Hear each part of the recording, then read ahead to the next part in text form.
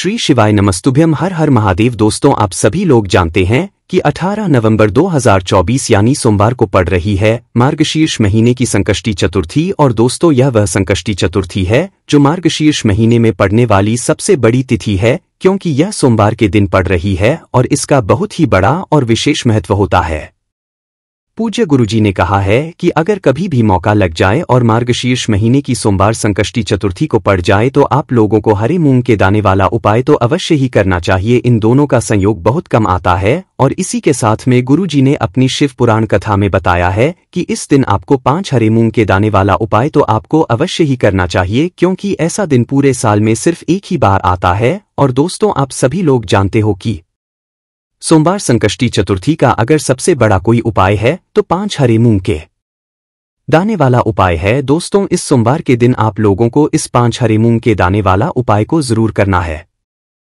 बहुत सारे लोग होंगे जिन लोगों ने इस उपाय को ना किया हो, मतलब पूरा साल निकल गया, उन्होंने किसी भी दिन इस 5 हरे मूंग के दाने वाला उपाय को ना किया हो।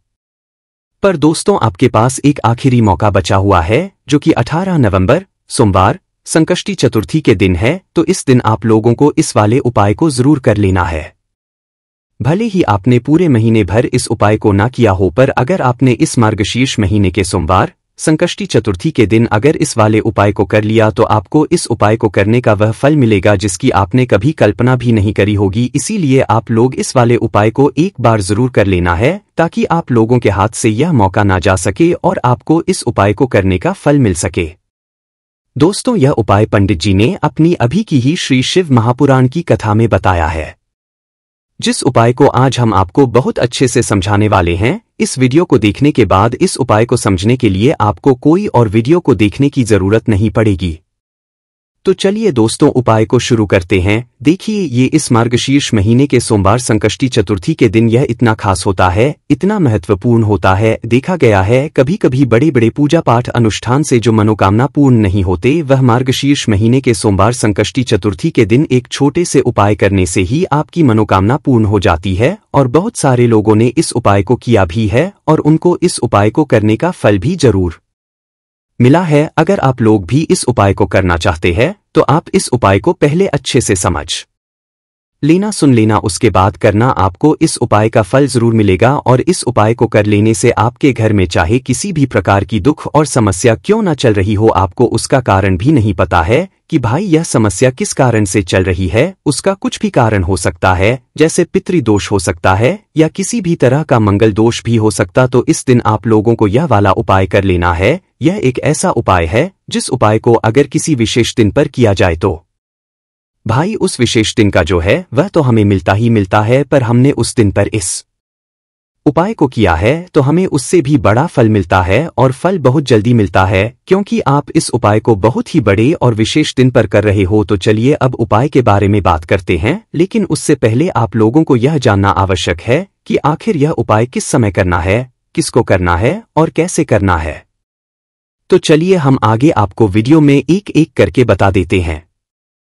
लेकिन उससे पहले अगर आप लोग हमारे चैनल पर पहली बार आए हैं या फिर मेरी आवाज आज पहली बार सुन रहे हैं तो हमारे चैनल को सब्सक्राइब जरूर कर लेना और इस वीडियो को लाइक करके कमेंट बॉक्स में श्री शिवाय नमस्तुभ्यम ओम नमः शिवाय जरूर टाइप कर देना। तो दोस्तों, इस 5 हरे मूंग के दाने वाला उपाय को हमें इस सोमवार संकष्टी चतुर्थी के दिन कैसे करना है, किसको करना है, किस समय करना है और कहां पर करना है, ये सारे सवालों के जवाब आपको इस वीडियो में मिल जाएंगे। और जो यह वीडियो देखेगा भाई, उसको 5 हरे मूंग के दाने वाला उपाय जरूर करना चाहिए, क्योंकि इस दिन एक हरे मूंग के दाने का भी बहुत ही बड़ा और विशेष महत्व होता है। और जब बात आ जाए 5 हरे मूंग के दाने की तो यह सोने पर सुहागा वाली बात हो जाती है और यह एक बहुत ही बड़ा उपाय हो जाता है इस संकष्टी चतुर्थी का। तो अब दोस्तों, इस 5 हरे मूंग के दाने वाला उपाय को आखिर करना किसको है, सबसे पहले हम लोग वह बात जान लेते हैं। तो देखो, घर की जो बड़ी माताएं बहनें होती हैं, उन माताओं बहनों में से कोई भी एक बड़ी माता बहन इस वाले उपाय को कर सकती है। और दोस्तों, अगर आप चाहे तो अपने घर में से सभी सदस्यों को भी इस उपाय को करवा सकते हैं।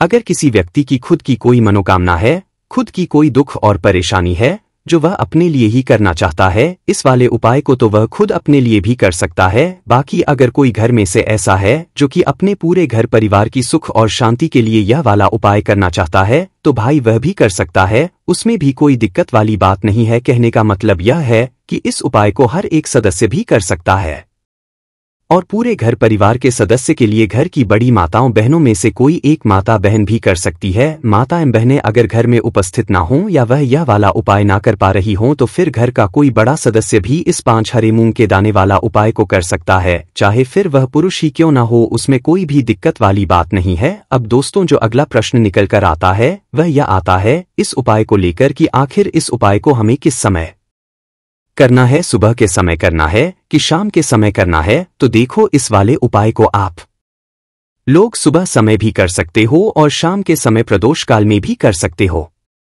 अब अगर आप पूछो कि भाई सबसे उत्तम समय कौन सा रहेगा इस 5 हरे मूंग के दाने वाला उपाय को करने का, तो हम आपसे बस यही कहेंगे कि इस उपाय को आप सुबह के समय करेंगे तो ज्यादा बेहतर होगा।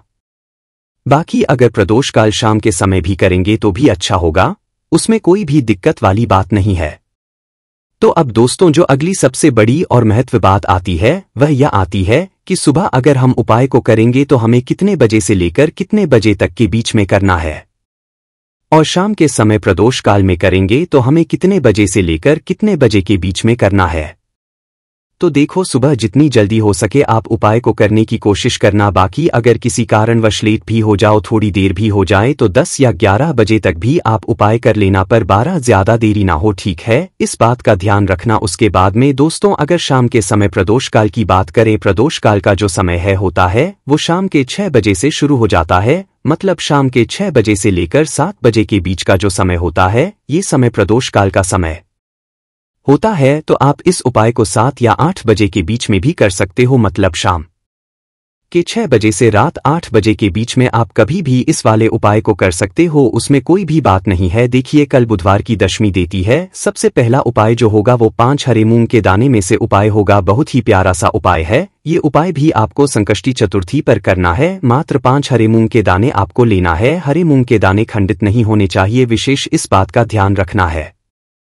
देखो, हमेशा ध्यान रखना, हरे मूंग के दाने जब भी हम भगवान शिव के निमित्त हम उपायों में उपयोग करते हैं तो यह हमारे घर के बुद्धि ज्ञान को ही बढ़ाते हैं। यानी कि हरी चीज जो है वो बुध ग्रह से संबंधित होती है, और बुध ग्रह जो है बुद्धि ज्ञान विवेक के प्रधान लायक है। आपका व्यापार अगर ढंग से नहीं चल रहा है तो भी आप ये उपाय कर सकते हैं। देखो कैसे करना है, समझना। देखिए, सबसे पहला जो हरा मूंग का दाना है वो आपको भगवान शिव के सीधे तरफ, जहां पर गणेश जी का स्थान होता है, हम सभी को पता है, इस यहाँ पर गणेश जी के स्थान पर आपको पहला हरा मूंग का दाना रखना है। गणपति नमः या श्री गणेशाय नमः का 11 बार करना और हरा मूंग का दाना रखना, और थोड़ा सा तांबे के पात्र के अंदर जो जल है, थोड़ा सा जल जो है वो गणेश जी वाले स्थान पर आपको अर्पित करना है। थोड़ा सा, बिल्कुल ठीक है। अब जो दूसरा हरा मूंग का दाना है वो आपको रखना है माता अशोक सुंदरी वाले स्थान पर। आ गई आपको बात समझ में। देखिए, तीसरा हरा मूंग का जो दाना है वो आपको कार्तिकेय जी वाले स्थान पर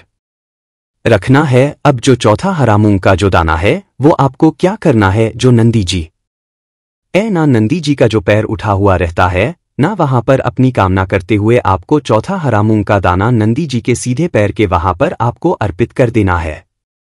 अब 5वां हरा मूंग का दाना जल के पात्र के अंदर डालना और भगवान शिव के शिवलिंग पर बुद्धेश्वर महादेव के नाम से अर्पित कर देना। बस इतना सा उपाय करना आपके जीवन में। अगर आपके बच्चे जो हैं बुद्धि ज्ञान विवेक की उन्हें कामी है, अगर बच्चे ये उपाय कर सकते हैं तो बहुत ही अच्छी बात है।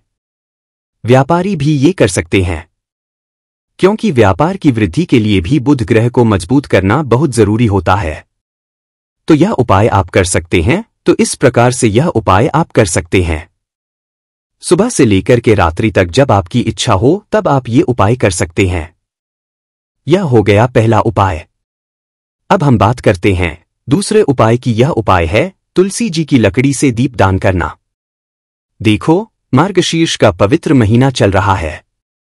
दीपदान का विशेष महत्व होता है। तो इसीलिए दीपदान करना है। मार्गशीर्ष मास की संकष्टी चतुर्थी पर हम कहते हैं ना कि मार्गशीर्ष का पूरा महीना जो होता है वह तुलसी जी की पूजन के लिए विशेष होता है, लेकिन आज का यह जो उपाय है ना वह सबसे ज्यादा सर्वश्रेष्ठ है। कहते हैं कि 1000 दीपक लगाने से अच्छा है एक दीपक लगाओ, लेकिन शुद्ध दीपक लगाओ। उसी प्रकार से हम 1000 दीपक नहीं लगाएंगे, कल दीपक हम भले एक लगाएंगे, लेकिन वो दीपक शास्त्रों के अनुरूप लगाएंगे। तो देखो बहुत ही प्यारा सा आपको क्या करना है। तुलसी जी की जो लकड़ी होती है जो सूख जाती है, उस लकड़ी से आपको थोड़ी सी लकड़ी उसमें से निकालना है, ठीक है। अगर गिरी हुई लकड़ियां हैं तो गिरी हुई लकड़ियां ले लीजिए, नहीं तो सूखी लकड़ी जो होती है ना वो आपको तोड़ लेना है, ठीक है। सूखी लकड़ी तोड़ लेना। उसके बाद क्या करना, जैसे कि बहुत जगह क्या होता है कि जो बीज होते हैं तुलसी के जो बीज हो जाए हैं, मंजरी होती है ना वो भी उग जाती है, तो मंजरी आप निकाल लें और उसकी जो डंडी होगी उसका भी उपयोग आप कर सकते हैं। मात्र एक आपको लेना है, ठीक है। अब यहां पर समझना, एक माटी का दीपक लेना, उसके अंदर घी भरना। अब ये जो लकड़ी है, लकड़ी के ऊपर आपको लंबी बाती जो है वो आपको पूरी लपेट है। उसके बाद ये जो बाती है और ये जो लकड़ी है ये आपको घी में डुबो देना है और इसका दीपक तैयार करना है।